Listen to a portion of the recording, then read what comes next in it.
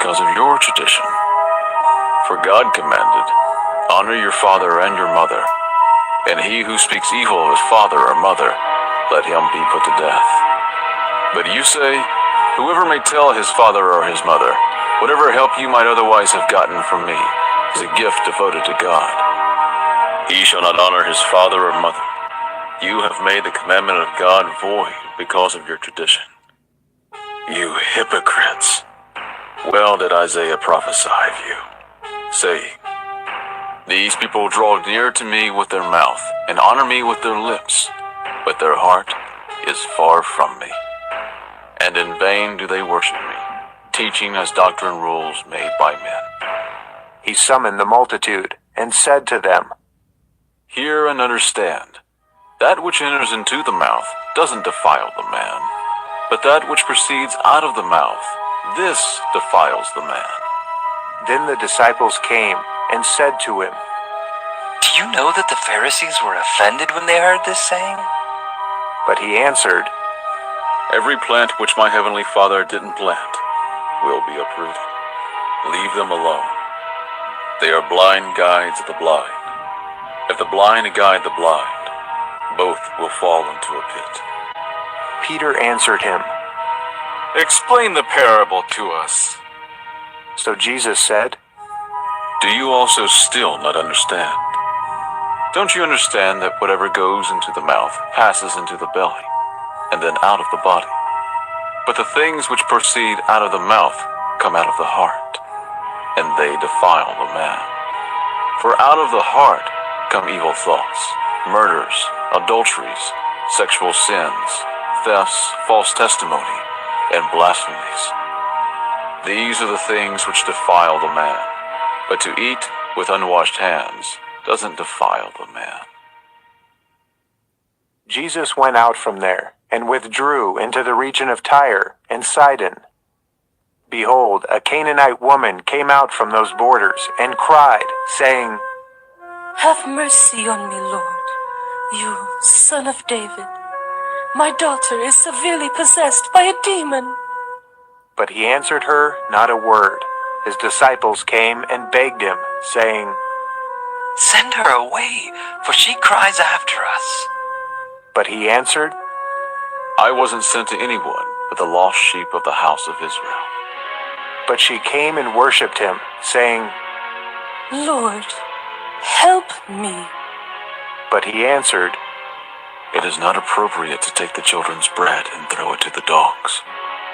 But she said, yes, Lord, but even the dogs eat the crumbs which fall from their master's table. Then Jesus answered her, woman, great is your faith. Be it done to you, even as you desire. And her daughter was healed from that hour. Jesus departed there, and came near to the Sea of Galilee, and he went up into the mountain, and sat there. Great multitude came to him, having with them the lame, blind, mute, maimed, and many others, and they put them down at his feet. He healed them, so that the multitude wondered when they saw the mute speaking, injured whole, lame walking, and blind seeing, and they glorified the God of Israel. Jesus summoned his disciples and said, I have compassion on the multitude, because they continue with me now 3 days and have nothing to eat. I don't want to send them away fasting, or they might faint on the way. The disciples said to him, where should we get so many loaves in a deserted place as to satisfy so great a multitude? Jesus said to them, how many loaves do you have? They said, 7, and a few small fish. He commanded the multitude to sit down on the ground. And he took the 7 loaves and the fish. He gave thanks and broke them, and gave the disciples to the multitudes. They all ate and were filled. They took up 7 baskets full of the broken pieces that were left over. Those who ate were 4,000 men, besides women and children. Then he sent away the multitudes, got into the boat, and came into the borders of Magdala. Matthew 16. The Pharisees and Sadducees came, and testing him, asked him to show them a sign from heaven. But he answered them, When it is evening, you say, It will be fair weather, for the sky is red. In the morning, it will be foul weather today, for the sky is red and threatening. Hypocrites!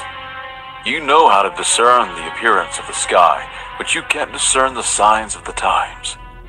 An evil and adulterous generation seeks after a sign, and there will be no sign given to it, except the sign of the prophet Jonah. He left them and departed. The disciples came to the other side and had forgotten to take bread. Jesus said to them, Take heed and beware of the yeast of the Pharisees and Sadducees. They reasoned among themselves, saying, We brought no bread. Jesus, perceiving it, said, Why do you reason among yourselves, you of little faith? Because you have brought no bread. Don't you yet perceive, neither remember the 5 loaves for the 5,000, and how many baskets you took up? Nor the 7 loaves for the 4,000, and how many baskets you took up?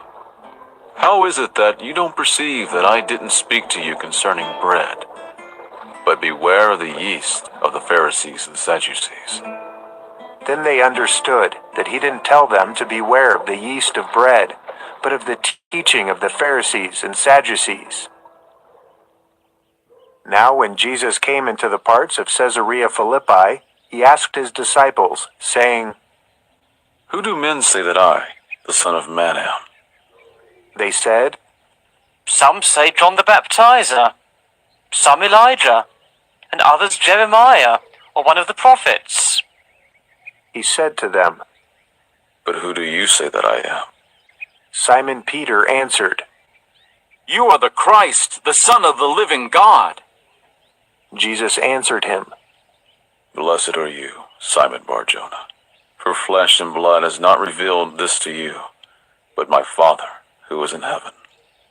I also tell you that you are Peter, and on this rock I will build my assembly, and the gates of Hades will not prevail against it. I will give to you the keys of the kingdom of heaven, and whatever you bind on earth will have been bound in heaven, and whatever you release on earth will have been released in heaven. Then he commanded the disciples that they should tell no one that he was Jesus. From that time, Jesus began to show his disciples that he must go to Jerusalem and suffer many things from the elders, chief priests, and scribes, and be killed, and the 3rd day be raised up.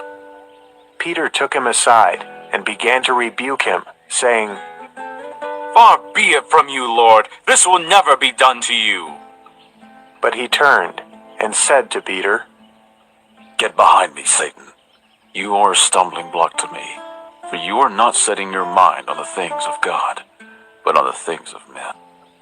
Then Jesus said to his disciples, If anyone desires to come after me, let him deny himself and take up his cross and follow me. For whoever desires to save his life will lose it, and whoever will lose his life for my sake will find it. For what will it profit a man if he gains the whole world and forfeits his life? Or what will a man give in exchange for his life?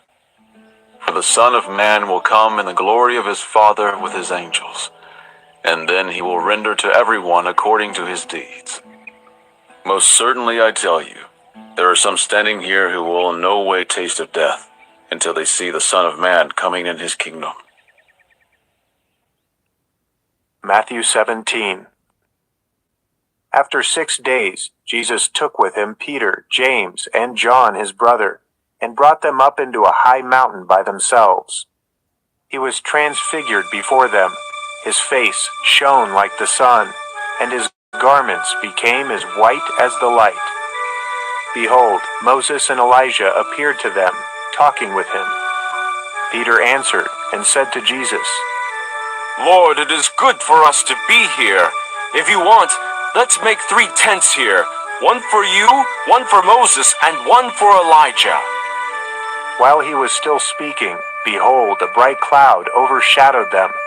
Behold, a voice came out of the cloud, saying, This is my beloved Son, in whom I am well pleased. Listen to him. When the disciples heard it, they fell on their faces and were very afraid. Jesus came and touched them and said, Get up, and don't be afraid. Lifting up their eyes, they saw no one except Jesus alone. As they were coming down from the mountain, Jesus commanded them, saying, Don't tell anyone what you saw until the Son of Man has risen from the dead. His disciples asked him, saying, Then why do the scribes say that Elijah first? Jesus answered them, Elijah indeed comes first, and will restore all things. But I tell you that Elijah has come already, and they didn't recognize him, but did to him whatever they wanted to. Even so, the Son of Man will also suffer by them. Then the disciples understood that he spoke to them of John the Baptizer.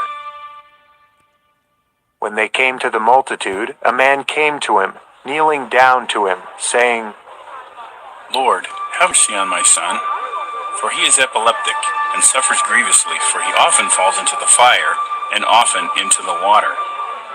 So I brought him to your disciples, and they could not cure him. Jesus answered, Listen, perverse generation, how long will I be with you? How long will I bear with you? Bring him here to me. Jesus rebuked him. The demon went out of him, and the boy was cured from that hour. Then the disciples came to Jesus and said, Why weren't we able to cast it out? He said to them, Because of your unbelief. For most certainly I tell you, if you have faith as a grain of mustard seed, you will tell this mountain, Move from here to there, and it will move, and nothing will be impossible for you. But this kind doesn't go out except by prayer and fasting. Be delivered up into the hands of men. He will be raised up. They had come to Capernaum. Those who collected the didrachma, Peter, Doesn't your teacher pay from their children or from strangers? But let